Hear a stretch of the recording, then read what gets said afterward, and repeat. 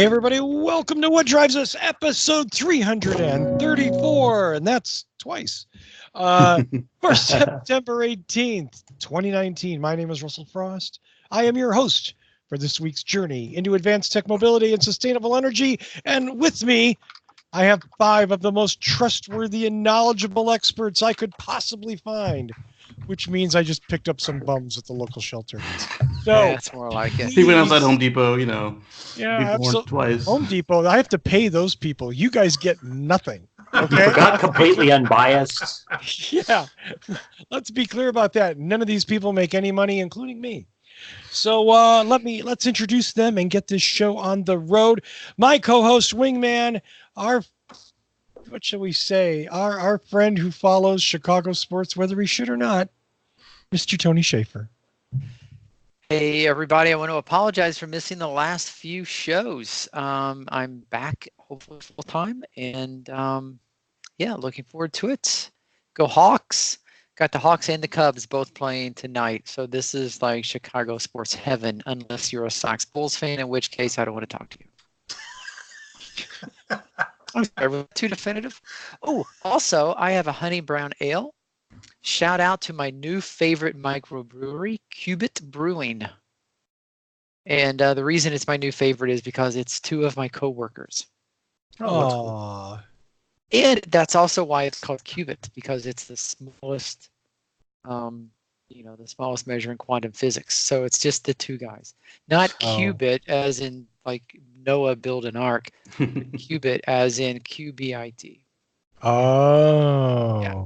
I didn't bit. See, I didn't know that. So yeah, we're nerds.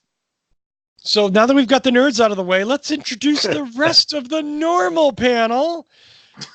That's the end of the show. Right. That's it. Done. Actually, we're over.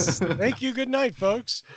Let's see. Up in Canada, our friend with the largest collection of aero wheels on the North American continent, Mr. Mark Coughlin. Hello, everyone. Welcome to the show. Yes, send me your hubcaps when you get them. Still waiting to fill up that wall. Absolutely. You can send them with the car attached if you prefer. Yeah, that works too. Just advance summon to Mark Coughlin's address. He'll be happy to accept delivery. Well, speaking of accepting delivery, he now has a desk. He has an Akai thing. He's going to be rocking our song next week live. I like to think of him as Mr. Casey Green. Hey, that's me. No, DJ Green. DJ Casey. Not much. Yeah. Not DJ KG? No. The last time this Akai was with me on a podcast, it was nice, and I'm glad to have found it in the moving boxes. Well, there's something to look forward to. Yes. Speaking of something to look forward to, if you live on the Front Range and you have a hybrid or an EV or any kind of alt car, the person you want to know is the man who founded Boulder Hybrids. You can find him at boulderhc.com, Mr. Paul Guzik. That's me, right here. Drinking my another local beer here. Maybe not local. I don't know. Where's it from? Deschutes Brewery? Where's that from? I think that's in Colorado. Isn't it in Iowa or something? I don't know. I don't know. Hey, it's better than the Miller High Life you were sporting for a couple of weeks. Oh, yeah. It's from Bend, Oregon. I guess the Boulder of Oregon. But the Boulder of Oregon. Bend, Oregon. I didn't realize that Bend was the Boulder of Oregon. That's. I've actually never been there, but I've heard they're similar. I've been through it at like 70 miles an hour. It's very pretty. And speaking of very pretty, my friend, multiple Tesla owner, Dr. Evan Fusco. Hey, everybody. Glad to be on. Got a little Nuclearis Moon Man tonight. Getting to the bottom of my supply. Don't you have to smuggle that out of Wisconsin? Or? I don't know anything about that, Paul. I don't know why you would even open your mouth about something like that. There's certainly nothing illegal about transporting beer across state lines. As long as they're not open. Wait a second. Smokey and the Bandit? Yeah, the attorney says we're not going to talk about that. Sorry, folks. Let's pretend we have some news to talk about this week, because we do. And let's start off with a story that I get to do. Uh-oh. Yay! Got our drinks ready. Because who doesn't love opening the show with one of my rants? If you've watched this show before, you know that I am a super big fan of Uber and Lyft. Sarcasm. Right. Insert sarcasm here. Insert sarcasm tag. Look, I love what Uber and Lyft have done to sort of kick the taxi industry in the butt, because the taxi industry sucked and it hadn't changed and it wasn't going to change and it didn't help anyone. That said, Uber and Lyft have helped us, but at a lot of other people's expenses, mostly the employees' expenses. They are constantly revising down how they pay them, when they pay them, the way they pay them. A lot of these people do a lot of work and don't get paid very much. Some of the companies, for instance, like DoorDash, they even steal the tips from people. When you tip them, never tip a delivery driver on your phone. Tip them cash in the hand, because that way they get it. If you tip them on the phone for DoorDash, for instance, DoorDash subtracts that tip amount from the amount that they pay the driver. Are you serious? Yeah, I had no idea. Big douchebaggery. It's huge. Wow. I've had a lot of complaints about Uber. I think Uber is a company that started in a dishonest business model that was never going to work. Lyft is the same way. They're not quite as evil, but it's the same sort of like mythical, we're burning VC money so you can have cheap rides. Well, that's great for the people that are getting cheap rides right now. But what does it mean down the line? In other words, if you can't actually do business this way, well, what's the point? Well, the point is they have market capitalization and they have that money to burn through, and they can, and they are. California recently took a step to protect Uber and Lyft drivers by saying that they are, in fact, they're not contractors. They are, in fact, employees. This isn't a gig work. They are an employee, and Uber and Lyft, by California law, will have to treat them as employees and pay them differently and pay them more fairly. And they will come under California labor law, which is some of the most employee favorable in the United States. Uber's lawyers basically drafted a letter the day this went through and said, nah, you know what? Fuck you. Our delivery That's exactly how it was worded. It was exactly, you know what? When you read something like that, and it basically, the legal argument was that Uber's business has nothing to do with driving. Uber's business is an app, and the drivers Dispatch service. I'm sorry? It's a dispatch service. Yeah, they're a dispatch service. And that these people had nothing to do with their company. Their company was about dispatching drivers. So, and if that isn't like a steaming hot pile of dog poop, I don't know what is. And obviously it's going to go to court and blah, blah, blah, blah, blah. It's sad to me that we've gotten to the point where you can actually make that argument, like your attorneys can make that argument, and you can keep a straight face. You know what I mean? Not just go. It'd have been better if they just went, "Hey, Gavin Newsom, screw you." Of course, nobody's going to pull from California. They want that money. This is the market, but yeah, I think that's pretty shitty news. And once what again, I found. I'm sorry. Go ahead. No, I'm sorry. I thought you were finishing up. Sorry, I didn't mean to No, interrupt I you. should have finished a minute ago. Again, you guys aren't the Canadians. Stop saying I'm sorry. Oh, sorry. Sorry. Sorry, Paul.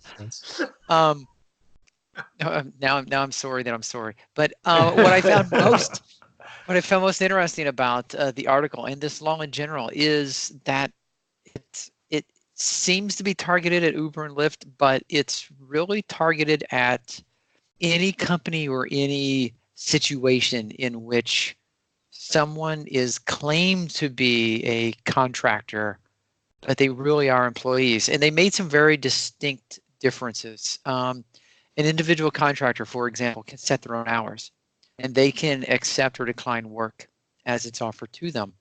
But when you take people like roofers, which is one of the things that was called out in this article, they're told to show up on this day, and they're told to work. Mhm. And if they don't show up and they don't work, they don't get paid. And you could say, well, that's like a contractor, except they're told when to be there at exactly what time and exactly where to be. So that's not really a contractor, that's an employee. But one of the big differences is when a company claims an entire workforce as a bunch of contractors, they're not obligated to set aside retirement pay or insurance or anything that goes with employee benefits. Yeah, paid So vacations. yeah, the vacation times and all of that. And so a company literally could work a contractor to death by forcing them to work every single workday and weekends and book overtime, but not have to pay the overtime pay and not have to set aside any of those employee benefits. But the employer pockets all the profit they get from misclassifying their entire workforce. Mhm. Yeah, when I did some Ubering, I guess I still am on the books. Um, they play fast and loose with the definition of a contractor, and they're like, "Oh yeah, you can skip as many as you want because you're a contractor. You skip too many, and they cut you out." Mhm. Yeah. And and again, reading this article, I was thinking about the times I flew into O'Hare and I was trying to book a ride. Now I live on the far north side of Chicago, and Mhm. it's a very long drive from Yes. O'Hare up to where I live. And when the driver would call me, he would say, "Okay, where are we going?" And I would tell them the suburb, and they would immediately hang up and cancel the call or cancel the ride. That's against the terms of service. Well, all the same, Yeah. but in a way that kind of makes them a freelancer because Mm. that means they can decline the Yeah, they're supposed to be able to decline it as the call comes in. But like I said, eventually that will work against you, and then your And they don't tell contract them. is pulled. Well, I'm sorry, Casey. I said, and then your contract is pulled, and you said they don't tell. Yeah, so then they go from being a contractor or a freelancer to an employee. When the employer gets to set the rules, you're no longer a contractor or a freelancer, you're an employee. Yep, and they can still have employees and still work it the exact same way they do now, except that they'll have some basic human rights involved. There you go. Yeah. Anybody got anything else on this? This is going to be interesting to watch to see how this turns out because, like I said, it's not just Uber, Lyft, and those things. It's a lot. Yeah. Because especially with Uber and Lyft, once they're declared as employees have the right to unionize. They do. And that's when the shit's going to hit the fan. Yep. I didn't look too deeply into it because I was busy, but one of the Uber YouTubers that I follow, he suggested, I don't know if it, like I said, he alleges that and it may be 100% accurate. I just, like I said, didn't verify it myself yet. He alleges that that Uber is now in certain areas in California is now making you work shifts. Like if you try to go online and that they feel there's too many drivers, you just can't get online, and you just keep trying until there's enough people offline that they feel they need you. Available spots. Yep. So Wow. you can't log in until there's an available spot. Yes. Interesting. You're right. That's kind of like shifts. Yep. Interesting. Well, for our next story, we have another bit of California law, but Mark Coglin's going to talk about it. Yeah, because I'm in California, so this. Another But expert. Mr. Trump took a trip to California today, and from apparently his hotel room in LA, he decided to tweet and give the California emission controls the middle finger, and indicated that he is now going to recede California emission standards and take that away from the state, so they must only follow the federal standards, which by some stretch of the imaginations are cheaper for the auto manufacturers because there's less emission controls on the vehicles. And Mr. Trump indicated And who that cares about the health of people in doesn't California? matter. Doesn't matter Right. apparently. You're because, when freaking you live rich. You in can New buy York. air. So he indicated that not only will the cars be cheaper now, but they would be safer. Somehow. How do you get there? Somehow. He said I don't they were know, but it's in all deceived. caps. Yeah. Yeah, well, it's in caps. So Well, if it's in caps, that's Well, got to be because true. people will die of lung Oh, yeah. cancer because of the air, and there'll be less people on the road, so there are less accidents. Therefore, safer. His argument Sure. is that with the emissions lowered on vehicles, the cars would become thousands of dollars cheaper and spur the economy because they'll sell more cars because they're cheaper. He doesn't factor in the people that will be dying from pollution. If they take out seat belts, cars will be cheaper too, and airbags, and They would, and you know They what? would. That's his ABS second term. brakes. He's running that on his second term, Paul. So But don't forget that that now that you've made these modifications, you've got now 2 cars, not just the European lights and safety stuff, but now you've got a car with a different engine and powertrain. well, what's asserted here, Casey, is that right now that the automakers don't want to make a second car anyway. They don't, exactly. So they're following California rules across the board, Which is what pissed him off. and that is an issue for cost. Mhm. So they're saying that, well, we take California's ability to write their own rules away. They have to follow the federal standards, which are lower. Therefore, the one car is made with the lower emissions controls in it, and everyone's happy except for the people who have to breathe on this earth. Well, the Republicans must be in arms over this, having a pillar of their party knocked out from them, right? Exactly. With I mean, that state must be in Tea a Party? huge. Yeah. Mitch McConnell, he must have said something I'm in sure front he's of Congress stamping up today, and didn't down. he, about this? Not a word. Not one word. Shocking. So, And so here's the here's the other automakers thing. had Here's formed the an other thing. agreement with California. Not many people know that the federals did not put emission standards in place in the first place. They had no emission standards. Until Nixon. California realized there was an issue, put their own emission standards in place to stop smog and the pollutions coming out of cars. The federals had nothing.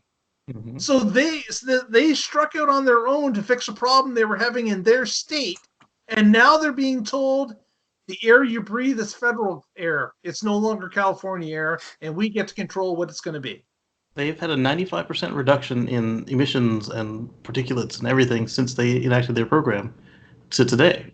Now I'm in Canada. I don't have this issue that we're talking about, but I would urge every American to get out and get registered and vote this bum out. You still have to breathe the same air. Come on, guys! Like, Okay, the pendulum has swung way too far. you know it's bad when internationals are telling Americans to go and vote. Go and vote. Yes. So one thing that was brought up several times is that the EPA has a provision to in the laws that enable them to operate has a provision to grant California these exemptions, but they don't have a provision to revoke them. So this is going to be fought in court, obviously. It's definitely going straight to court because there's going to be, and the governor of California, the name eludes me, but Gavin Newsom. Okay, yes. he indicated that yes, they're ready for a court battle. They knew it was coming, and that's where it's going. You want to get petty, son? We can get petty, son. Can't they bottle up Los Angeles air from 1970 and pump it into the White House and let Trump live it? That'd be great. You basically just backed up a bunch of cars and you run the hoses from the exhaust directly into the White House. What do you think they're already doing? Oh, yeah. That could be the only explanation for some of his decisions, right? So he's already told us what the opening arguments for the federal government in this case is going to be. And I'm quoting from the article, which is quoting from his tweet. This will lead to more production because of this pricing and safety advantage, and also due to the factor that older, highly polluting cars will be replaced by new, extremely environmentally friendly cars. There will be very little difference in emissions between California standard and the new U.S. standard, but the cars will be far safer and less expensive. Can I just tell you that didn't Volkswagen say that kind of stuff with the clean diesels? Yeah, they did. Yeah. It's all bullshit. There's nothing behind this other than him tweeting, and it's total bullshit. I still don't get the safety part. I know. He didn't even pretend to justify it. No, not at all. He just throws it out there. He did And put then it in it's like- capitals. jobs, jobs, That's true. in capital. All caps. More it's cars true. will be produced. Jobs, jobs, jobs. What? I do think the interesting thing here, and I mean interesting, and if I didn't live in California and wasn't breathing the air, is going to be the power struggle between the federal government and the state of California. Mhm. Both are extremely big entities. Both wield a lot of power, and it's going to be interesting to see who flinches first. I suspect it won't be Governor Newsom. It won't be Well, California. I suspect that Governor Newsom actually knows how to negotiate. There's that, yeah. Well, and the economy of California is huge. huge. I mean, it's Yeah. it's they like they buy can most of the basically cars in the country. yeah. So the other point that keeps being brought up is these auto manufacturers weren't strong-armed into negotiating with California. They saw the opportunity for the stuff to go away. They realized that, oh shoot, now we're gonna have to make two different cars between North America and everywhere else. And, well, not even North America and everywhere else, the United States and everywhere else, because the Canadians aren't dropping their stuff, and I don't think Mexico is either. And so now they're looking at the prospect of that and it being all on their shoulders. So they ran to California together and signed up. So it's an obvious solution. California needs to turn into a province. Oh, dude. I'll tell you what, I will volunteer to be a border guard at California, okay? I will do it for free. Yeah. I tell you what, Either. you do that, and I'll finally live the dream of moving to Canada. Yeah. As a native-born That's right. Californian, Canada annexes California. That's the headline. Yeah. I like that. California North- buys Canada. Instead of the Northeast, was it Northeast Territories? It'll be the Southwest Territories. Hey. You know, just as obviously, this is infuriating on many, many levels. You know, and it just all boils down to crooked politicians. Money. They'll- Solar, but yet we need to do But it. Evan, there'll be lots of healthcare jobs in California with all the people dying. See, Can afford it. yeah. Healthcare's not a right. You need to go back and bone up on some respiratory issues, and Yeah. you can, you know, I'm a respiratory specialist. Oh, you're living in California? That was a pre-existing condition, my friend. You're not covered.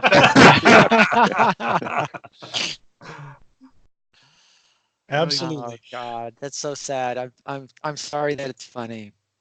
It's you know, I mean, I'm old enough to remember what the skies look like here back in the old days, and I remember like Well, you the had like jokes a of, 3-mile visibility, right? Like you Yeah. couldn't see anything.